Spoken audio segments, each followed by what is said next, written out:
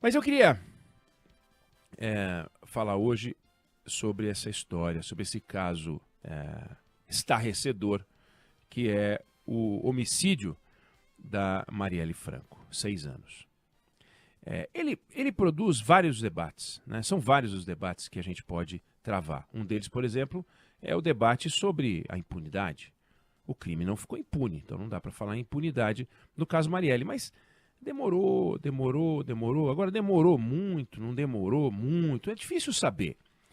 Desde que passou para a Polícia Federal, e é lamentável imaginar que precisou passar para a Polícia Federal, desde que passou para a Polícia Federal, você tem um pouco mais de um ano. Então foi muito rápido.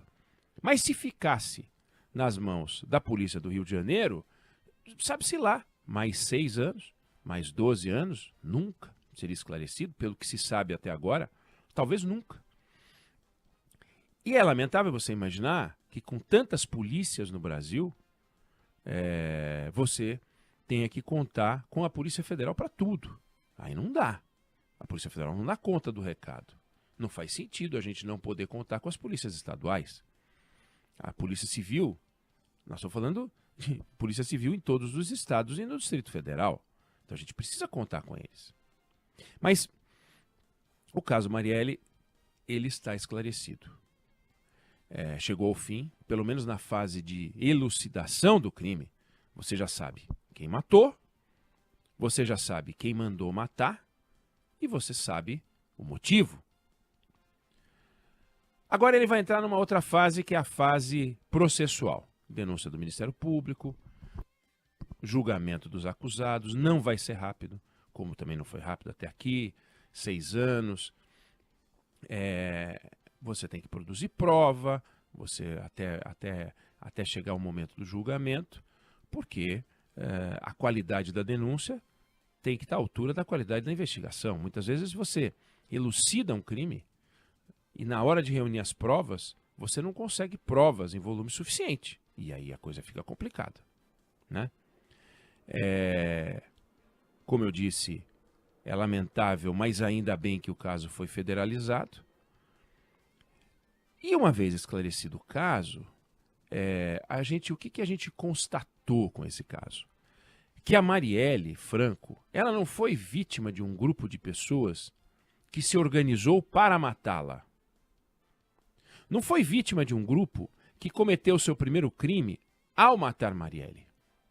Ela foi vítima de uma quadrilha organizada que se incomodou com a forma como ela enfrentava os interesses desta quadrilha, ou seja, ela arrumou briga com uma turma pesada e acabou assassinada por isso. Os irmãos Brazão, o Domingos, que era integrante do Tribunal de Contas do Estado, o Chiquinho Brazão, que era vereador no Rio na época do assassinato, deputado federal, eles se queixavam, segundo a investigação da Polícia Federal, da relação que a Marielle Franco tinha com lideranças comunitárias contra o loteamento de milícias em áreas que os dois tinham influência. Isso é o que se sabe. São pessoas que faziam de tudo para manter os interesses. Isso é o que se sabe. Mas tem muita coisa que não se sabe. E uma das perguntas que a gente não sabe responder é o seguinte: com a prisão dos mandantes, caiu a quadrilha que eles comandavam?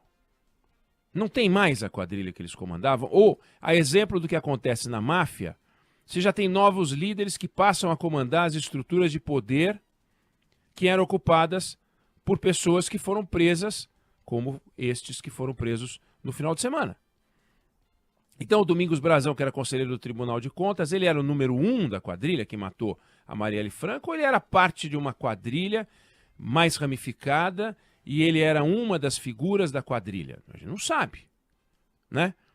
E nessa hora, o que ele tem a dizer pode ser importante para a gente entender a extensão do crime organizado no Rio de Janeiro, que se enraizou no poder público. A gente não tem ideia. Quantas são as quadrilhas que atuam lá? Não era a única, né?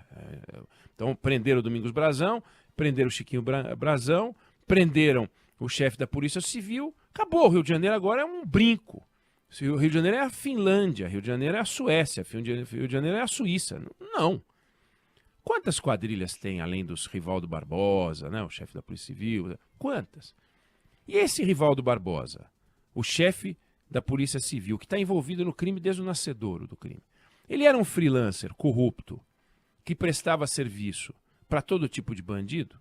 Ou ele só entrava nos assuntos da quadrilha da qual ele fazia parte? Se é que ele fazia parte de uma quadrilha em específico. Aliás, ele é o 4º chefe da Polícia Civil do Rio, preso nos últimos anos. Quantas quadrilhas desse tipo dominam o estado do Rio de Janeiro? Ninguém sabe. E, claro, quando a gente fala dominam o estado do Rio de Janeiro, que os moradores dos outros estados, como eu que sou morador de outro estado, e vários ouvintes são moradores de outro estado, não olhem para o Rio de Janeiro achando que ali tem algo que não tem no lugar onde a gente mora.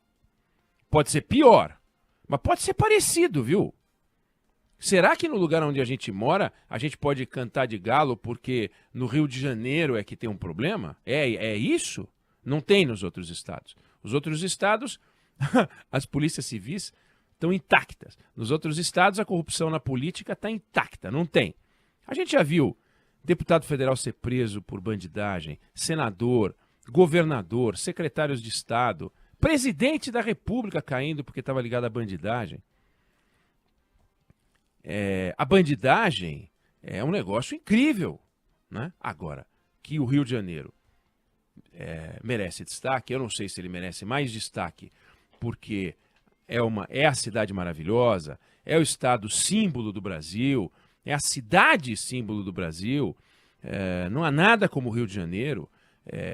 Com todo o orgulho que eu tenho do meu estado e que você tem do seu estado, todo mundo tem um carinho especial pelo Rio de Janeiro, como tem pela Bahia, né?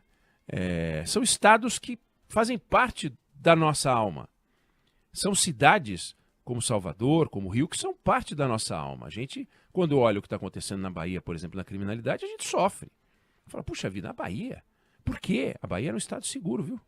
A Bahia tinha uma taxa de homicídio que já foi menor que a de Santa Catarina. Hoje Santa Catarina tem a segunda menor taxa de homicídio do Brasil, só perde para São Paulo. Homicídio, porque fica no governo de São Paulo, festeja esse número, tem que festejar mesmo, mas alto lá.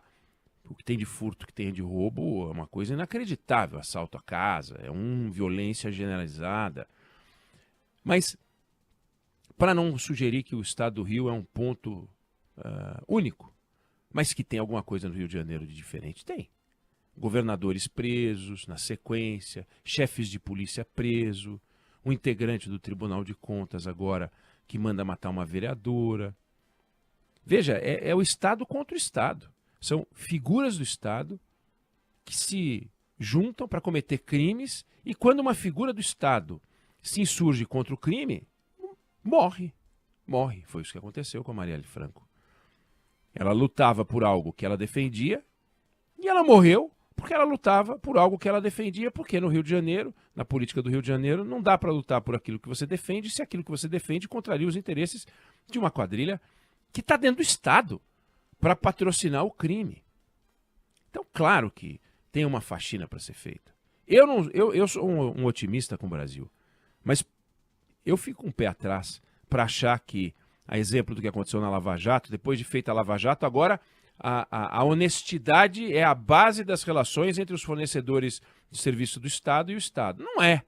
Toda hora tem um caso aí que a gente acompanha. Então, agora que esclarecemos, né, a Polícia Federal esclareceu o crime, identificou os mandantes, agora a ética passou a campear. Não acredito que passou, não acredito que passará, se a gente não começar a se mexer. Alguém fala, não, mas na democracia, pelo voto, a gente consegue fazer grandes transformações. Os candidatos, quem escolhe são os partidos. A gente vai lá e escolhe entre os indicados pelos partidos quem a gente quer votar. Então esse tal de Chiquinho Brazão, esse gangster, esse bandido, esse assassino, ele foi vereador porque o partido dele escolheu. Ele foi deputado federal porque o partido dele escolheu. E aí a gente votou nos nomes e dele ganhou voto. Não é que é a organização da sociedade para ter seus representantes. Dá para fazer alguma coisa sobre isso, mas é muito complicado. Então, só para deixar claro, os assassinos da Marielle, os mandantes do crime estão presos, mas a máfia que eles comandavam, Acabou. E as outras máfias que tomaram de assalto o Rio de Janeiro, quando é que elas serão alcançadas? E quantos homicídios elas cometem para manter o seu poder? Em resumo, qual é o grau de apodrecimento do poder público no Rio de Janeiro? Eu não sei se você concorda ou discorda, mas essa é a opinião que eu tenho sobre o assunto.